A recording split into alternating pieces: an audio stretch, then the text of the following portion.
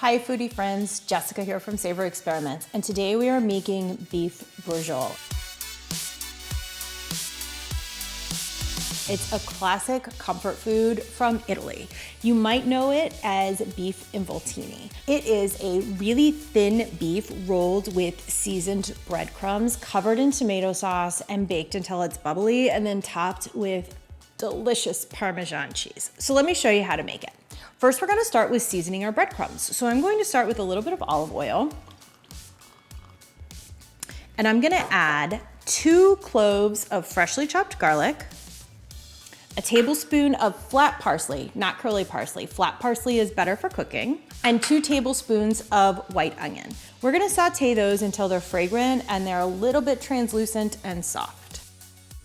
So when we use 2 cloves of garlic, I usually use a medium-sized clove because you can have this one, which is giant, and this one, which is tiny.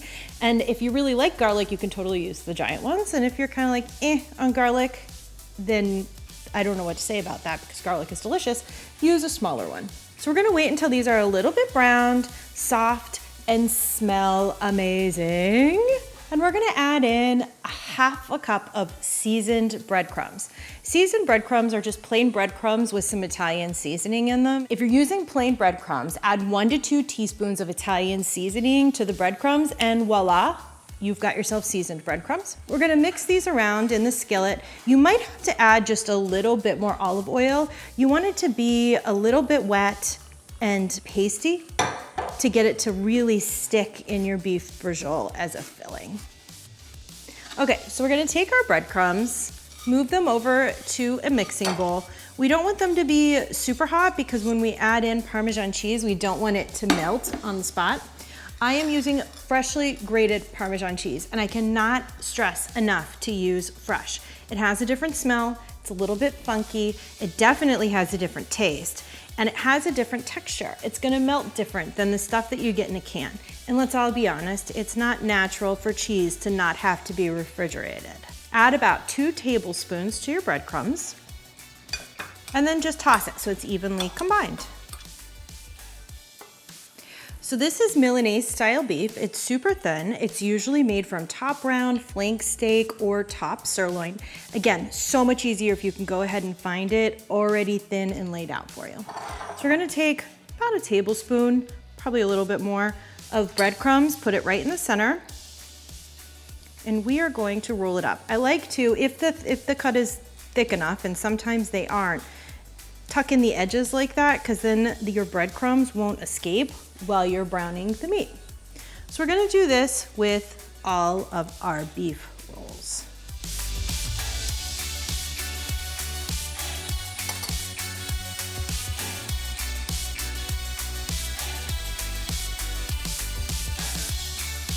So now that we've rolled all of our beef, we are going to brown it. This is the step that I really suggest not skipping. I know it's easy to do, but it adds loads of flavor. Add some olive oil to an oven-safe skillet. I like to use cast iron. You can use stainless steel too.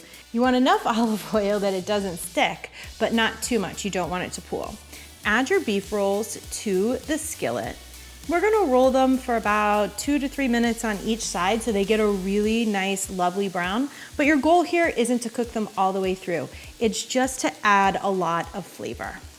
So while your beef cooks, you're gonna make your tomato sauce. It's a really, really simple tomato sauce. It's 1.5 cups of plain tomato sauce just out of a jar, and 1 tablespoon of dried oregano. You can use fresh if you want to, about 1 to 2 teaspoons of fresh oregano, but I always have dried on hand, so it's just easier. Put them together, stir it, and it's done.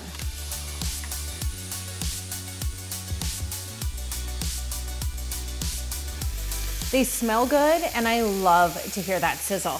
I'm gonna do this because I've burned myself once or twice. Take it over here, and all you gotta do is put that easy tomato sauce over the top. I'm gonna pop it in the oven for a little bit of steam.